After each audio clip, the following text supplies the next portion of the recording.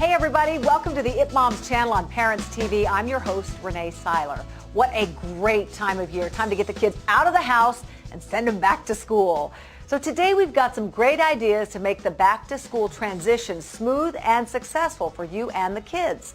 Let's start with staying healthy. Welcome to Dr. Pete's office. Come in and tell me how you're feeling today.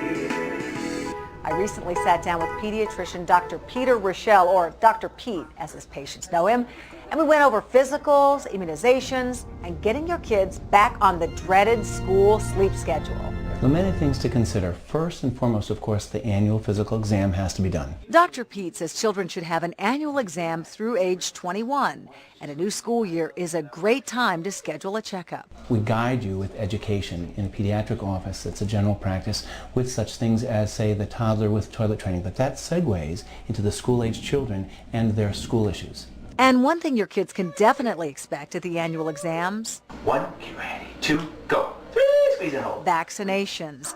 Dr. Pete says most of the required immunizations will be taken care of before kindergarten, but you're not off the hook yet. Subsequent to that, there are some that are recommended but not required that we should actually all be aware of as parents. And those are, 1, the second chickenpox vaccine. Also, hepatitis A series of 2.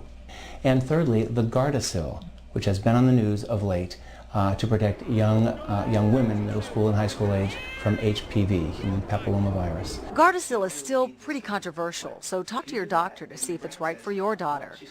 One other vaccine that some doctors recommend is the Tdap.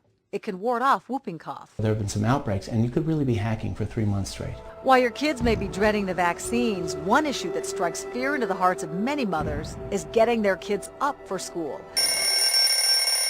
Dr. Pete says your best bet is to start right now. They need a warning for that. They need a warning. So you need to set them up, and even 15 to 20 minutes per evening to go backwards, to get back to that baseline. And as we all know, the brain will function more. You can appeal to them intellectually.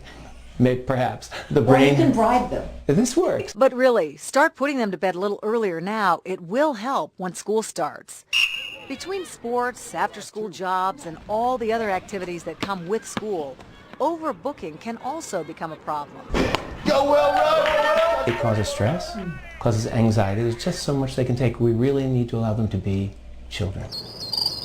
And like I always say, it's okay if the kids are bored once in a while, but don't let them stay that way too long. Kids are naturally more active during the summer, so be sure to keep them moving once class is back in session. I say, grab mom or dad, and walk around the house 10 times. This works. The heart rate goes up for 10 minutes, and life is good. All right, thanks, Dr. Pete. If you have a question for Dr. Pete, and he's so great, isn't he? Check out his webpage, drpetesoffice.com.